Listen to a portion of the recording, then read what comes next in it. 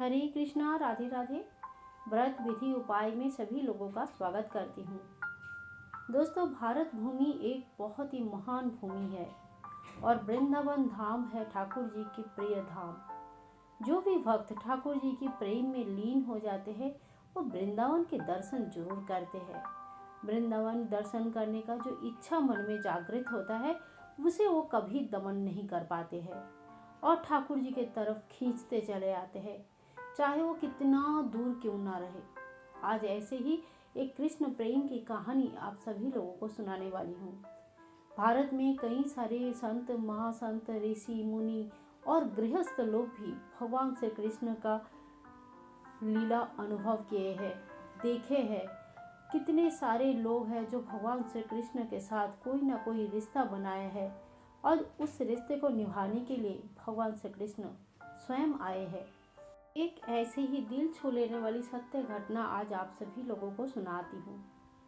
Ronaldo Henry Nixon, जो कि पेशे में एक पायलट थे, विदेश में रहते थे और श्री कृष्ण के भगवान के बारे में उस समय उनको कुछ नहीं पता था।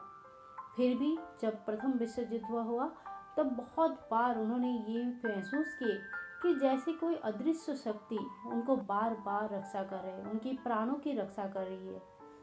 ऐसा महसूस हुआ, ये उन्होंने कई लोगों से कहा, लेकिन तभी भी उनको भारत के बारे में कुछ नहीं पता था और ना ही ठाकुर जी के बारे में। परंतु धीरे धीरे उनके मन में भगवान श्री कृष्ण ऐसे धीरे धीरे बटने लग गए, ऐसे बसने लग गए कि धीरे धीरे वो भारत की तरफ खिंचाव महसूस किए और भारत आए। भारत में भगवान श्री कृष्ण के मंदिर दर्शन किए, कई सारे इस्कॉन मंदिर दर्शन किए, कृष्ण के बारे में बहुत पढ़ाई किए, तरह तरह का बुक पढ़ के भगवान श्री कृष्ण के बारे में जाने। इतनी उनकी जानने की इच्छा जागृत होती रही, उतने ही वो जानते गए।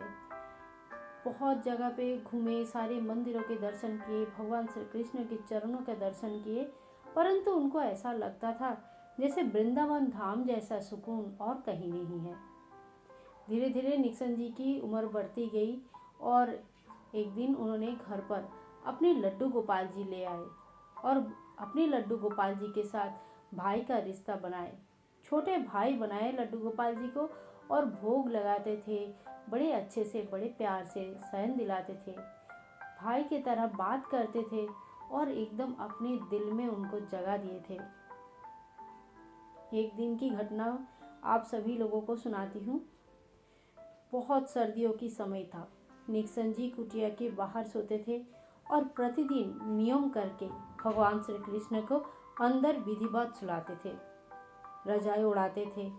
और एक दिन की बात है, निक्सन जी सो गए।